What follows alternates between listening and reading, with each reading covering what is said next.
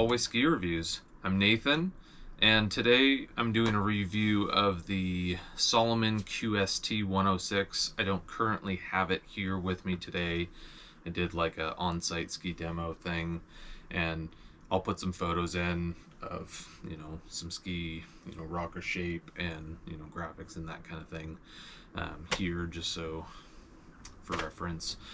But this was a really fun ski. I recently skied I think it was 2022 ski, like a couple weeks ago, and it was really fun to get on the newer version shortly after that. It just really gave me a good comparison and, kind of let me see where they came from and where they're going to. And let's go through a few things real quick as far as statistics and facts of the ski. So I skied it in a 181 centimeter ski. It's about 2,000 grams, somewhere in there. 19.5 meter radius. Karuba, popular wood core. They got the basalt fiberglass, with their laminates. And then, of course, the cork dampifier 2.0 with the cork TPU that wraps around like a U in both the tip and tail, and it comes down a little further than the previous skis. This ski is directional for sure. It's mounted 8.5, 9 back from center. Definitely has a directional rocker shape as well. It's probably, I think I saw some stuff online that said it was like 65 millimeter tip rocker and 40 tail. And it has moderate camber, about 7 mils underfoot. So all that for reference. This is a directional ski. You could, I skied it backwards a little bit, but I spent most of the time skiing forward like I usually do. This ski is both looser, probably less damp in really rough conditions than the previous 22, but it also is more maneuverable, more willing to kind of do what you want when you want it to do it, and you don't have to force it. It was quicker in moguls. It was more slarvy and maneuverable off-piste and in powder. Like, we actually got a pretty good powder day. We got couple 6-inch days of snow in a row right here at the end of the season, and I was able to get up, ski at Crystal and get out on Chair 6 and ski some of the steeper fresh snow out there, and it just was a fantastic day. This ski, I was actually really impressed with this ski, and I think it's a 2022 Salomon QST blank. And the new 106 is more like the older blank, in my opinion, just, and it's a little stiffer than the old blank. But it felt more like the old blank than it did feel like the old QST 106 to me. The soft snow performance, and part of this is like, I do prefer a slightly more forward mount point. Like, the new ski feels more centered, the old ski feels more traditionally back set, and just the added maneuverability of the rocker and the profile of that ski just really brings a lot of value to maneuverability off-piste snow steeps. Like, it actually does better jump turns just because the rocker profile, it's kind of just bent in that shape already. And then, so off-piste skiing is easier, more maneuverable. It is less damp, so chopped up snow, the ski is slightly less stable. The older ski, like 2022 that I recently skied, that ski felt more planted, more stable at high speeds through chop. And a lot of that is just the longer nose, because you're set back further in a little bit flatter profile, and that ski's just gonna do better because you have more ski actually on the snow, so it's not gonna feel like it's trying to like wiggle away from you. I personally, I prefer the new one. And then carving performance, they both actually are really good carving for a 106 underfoot ski. It's actually pretty impressive.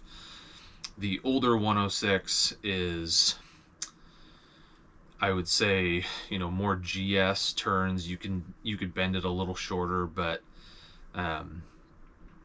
I was less likely to lean that thing over and trying to get, I couldn't get as tight and as low high angle carves on that as I could the newer skis. So the newer ski actually was more fun to me just because I could bend it into, it was already kind of that rocker. It's older ski has like kind of low, long, and then quick tip rocker. The newer ski has more like slow ease, just a smoother rocker profile on it, and that tends to carve better. It tends to be able to bend into tighter carves if you want, or just like let it ride and do longer, more drawn out carves. I do think that the rocker profile shape is better for most people on this new ski, so it's pretty impressive. And you can absolutely rip turns. I did get this ski on, ideal snow conditions, 6+ inches of fresh snow off piste, and fairly, cold enough for it to hold up and not pack out, and it was really nice.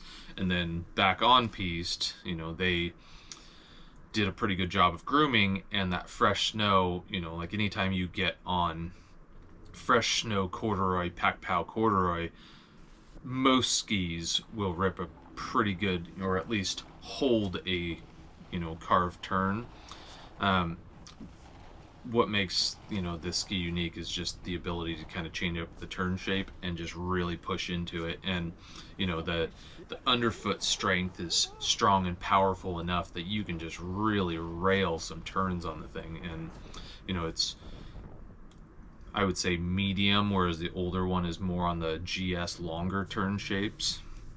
It kind of just moves it down just a little bit to slightly shorter shapes of carved turns, which, is always useful for most people, because most people are not skiing big mountain, backcountry, wide open terrain, unless you're living in Europe or Montana or Utah or something. So, those guys are pretty fortunate. Overall, this was pretty fantastic. As I said before, it kind of feels very similar to the 22 blank to me in a lot of ways as far as its soft snow performance. But then, the shape and the strength and the skinnier width just lended itself to absolutely rip it up on, good pack pow groomers. And that was, I kind of found myself going, well, do I need a 112? Can I get away with a 106 and, gain that fun factor on the on piste as well? And, like, I love my blank. I've held on to it for a number of years now, and I probably won't get rid of it anytime soon because it's nice to have, at least a wider ski. But, the versatility and the adaptability of this new ski and the new shape and the 106, like, it's pretty compelling as a soft snow ski that can just do everything. And, this is more applicable to areas that get, 6+ inches of snow commonly. The 106 is extremely hard to beat just because of its carving performance, its off piste, its the dampness factor, its ability to track in soft snow.